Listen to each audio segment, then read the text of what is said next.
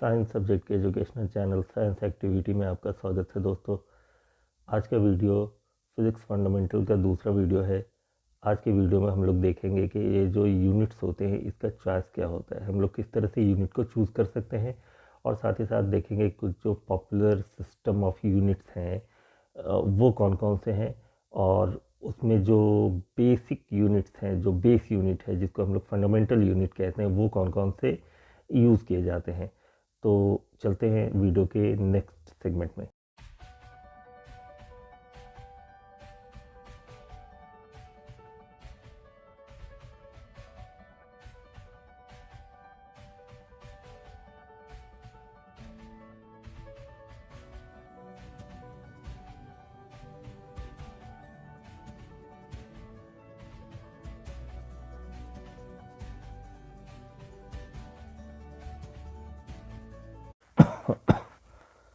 तो दोस्तों देखते हैं इस सेक्शन में सबसे पहले कि चॉइस ऑफ यूनिट क्या होते हैं, यानी किसी भी यूनिट को चूज़ करने के कौन कौन से क्राइटेरिया वो फिक्स किए गए हैं। तो इसको हम लोग पहले देखते हैं।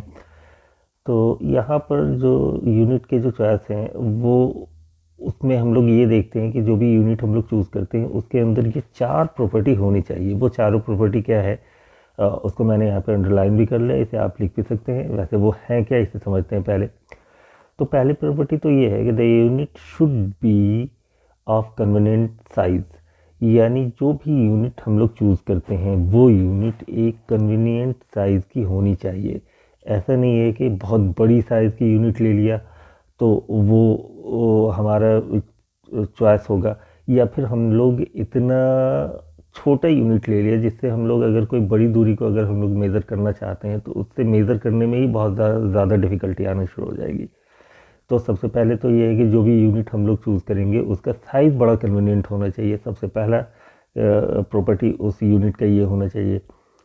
दूसरा ये है कि it should be possible to define the unit with clarity, यानी जो भी यूनिट हमारे पास है वो यूनिट को डिफाइन बहुत ही क्लियरिटी के साथ करना चाहिए, यानी उसके डिफिनेशन में कोई किसी तरह का संदेह नहीं रहना चाहिए। उसका एक प्रॉपर हमारे पास डिफिनेशन होना चाहिए। अब हम लोग इसको समझते हैं।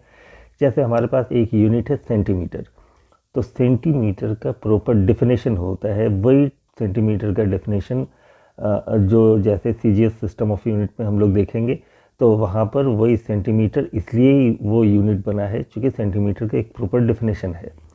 उसी तरह से एम के एस में देखेंगे तो वहाँ पे मीटर जो है वो इसलिए वहाँ पर यूनिट बना है क्योंकि वो पूरी तरह से डिफाइंड है। तो सबसे पहला तो ये है कि उसका साइज़ कन्वीनिएंट होना चाहिए। दूसरा ये हो गया कि उसका प्रॉपर डिफिनेशन होना चाहिए। और तीसरा है कि द यूनिट शुड बी प्रोड्यूसेबल, यानी रिप्रोड्यूसेबल का मतलब ये होता है कि उसे हम लोग फिर से बना सकते हैं। सपोज़ करते हैं कि अगर हम लोग घर में 1 मीटर लेंथ कहीं से नापना चाहते हैं और हमारे पास वो प्रॉपर जो मीटर का टेप आता है वो नहीं है, तो हम लोग क्या करते हैं, एक डंडा लेते हैं और डंडे में 1 मीटर कहीं से मार्क कर लेते हैं और फिर उससे नापना शुरू कर देते हैं। तो ये जो रिप्रोड्यूसिबिलिटी जो है वो एक यूनिट की प्रॉपर्टी होती है। तो यूनिट शुड बी रिप्रोड्यूसिबल, ये होना चाहिए।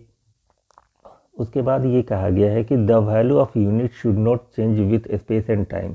अब ये सारा प्रॉपर्टी के साथ साथ एक प्रॉपर्टी तो ये होना चाहिए कि वो जो वैल्यू है, उस यूनिट की जो वैल्यू है वो टाइम और जगह के साथ बदलनी नहीं चाहिए। अगर वो टाइम और स्पेस में वो उसमें चेंजेस आ रहे हैं तो वो प्रॉपर यूनिट नहीं होगा और वो प्रॉपरली डिफाइन भी नहीं होगा फिर। तो यहाँ पर ये 4 मेन प्रॉपर्टी हैं जिसके ज़रिए हम लोग जो यूनिट को चूज़ कर सकते हैं। अब हम लोग देखते हैं सिस्टम ऑफ यूनिट क्या होते हैं। तो अब हम लोग एक चीज़ देखते हैं कि अलग अलग जो रीजन है हमारे वर्ल्ड में, उस रीजन में अलग अलग यूनिट जो है वो यूज़ होते रहे हमेशा। अब वो यूनिट जो होते हैं उसमें कुछ बेस यूनिट होते हैं, कुछ फंडामेंटल यूनिट होते हैं और कुछ ड्राइव्ड यूनिट होते हैं। और ये फंडामेंटल और ड्राइव्ड यूनिट का जो कम्बिनेशन होता है वही सिस्टम ऑफ यूनिट कहलाता है। तो एक चीज़ तो हमेशा क्लियर कर लीजिए आप लोग कि सिस्टम ऑफ यूनिट में सिर्फ और सिर्फ फंडामेंटल यूनिट नहीं होते हैं, उसके ड्राइव्ड यूनिट भी उसी सिस्टम ऑफ यूनिट का ही हिस्सा होती है। तो ये एक चीज़ हो गया। अब देखते हैं कि ये जो अलग अलग जो डिफरेंट रीजन है इसके हिसाब से वो सिस्टम ऑफ यूनिट जो है वो कई सारे हो सकते हैं। तो जो हमारा कुछ पॉपुलर सिस्टम ऑफ यूनिट हैं जिसे हम लोग को पढ़ना है और जानना ज़रूरी है, वो हमारे पास यहाँ पर है। आगे देखते हैं। तो वो जो कुछ पॉपुलर सिस्टम ऑफ यूनिट्स है उसमें एक CGS सिस्टम ऑफ यूनिट है, CGS। अब ये क्या है इसे हम लोग आगे देखेंगे। उसी तरह से FPS सिस्टम ऑफ यूनिट्स है। ये FPS क्या है इसको भी आगे देखेंगे। MKS सिस्टम ऑफ यूनिट है और SI सिस्टम ऑफ यूनिट्स हैं। ये हमारे पास 4 पॉपुलर सिस्टम ऑफ यूनिट्स हैं जो हमारे सिलेबस में भी दिए हुए रहते हैं। अब हम लोग देखते हैं इनको अलग अलग करके। तो देखते हैं ये CGS सिस्टम ऑफ यूनिट क्या होते हैं। तो यहाँ पर लिखा गया CGS सिस्टम ऑफ यूनिट के बारे में। In the CGS system of measurement, length is measured in centimeter। C से सेंटीमीटर, यानी C stands for सेंटीमीटर हो गया। और the mass of the body or substance is measured in gram। G stands for gram and the time is measured in second।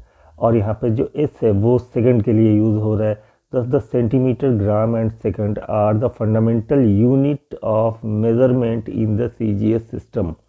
तो ये जो CGS system of unit जो है इसमें सिर्फ और सिर्फ 3 फंडामेंटल यूनिट होते हैं, एक सेंटीमीटर, दूसरा ग्राम और तीसरा सेकंड। अब हम लोग देखते हैं अगला जो सिस्टम ऑफ यूनिट है वो FPS सिस्टम ऑफ यूनिट है। अब इसके बारे में ये कहा गया है कि in this system of unit the measurement of length is foot, for mass it is pound and for time it is second.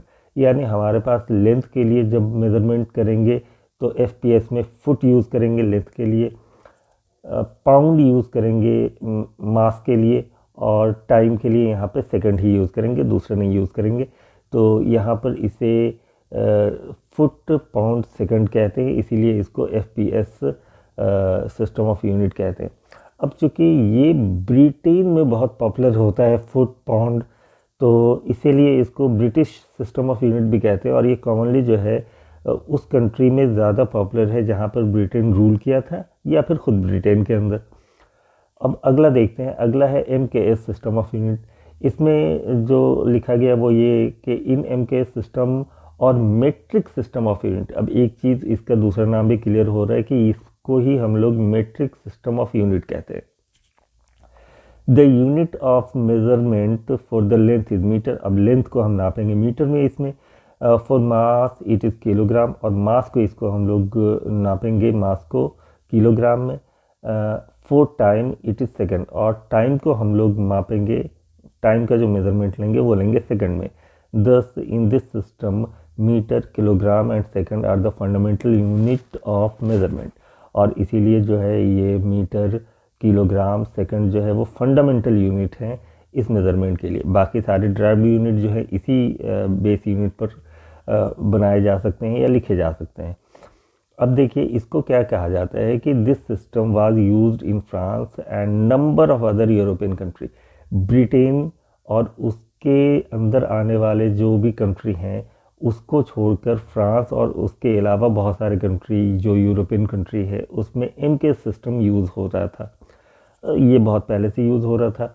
अब बात करते हैं एक और जो यूनिट है, सिस्टम ऑफ यूनिट है, वो है SI सिस्टम ऑफ यूनिट। ये बड़ा है पिकुलियर है, इसको ज़रा समझने की कोशिश करते हैं। अब तक इससे पहले जो हम लोग देखा था वो वहाँ पर CGS में 3 बेस यूनिट थे, सेंटीमीटर, ग्राम और सेकंड। FPS में भी 3 बेस यूनिट थे, फुट, पाउंड और सेकंड। MKS में भी 3 बेस यूनिट थे, मीटर, किलोग्राम एंड सेकंड। लेकिन यहाँ SI सिस्टम ऑफ यूनिट में 7 बेस यूनिट हैं और 2 सप्लीमेंट्री यूनिट है। अब ये बेस यूनिट और सप्लीमेंट्री यूनिट को डिफाइन करने का जो है वो हम लोग करेंगे कभी, लेकिन हम लोग समझते हैं ये हैं क्या।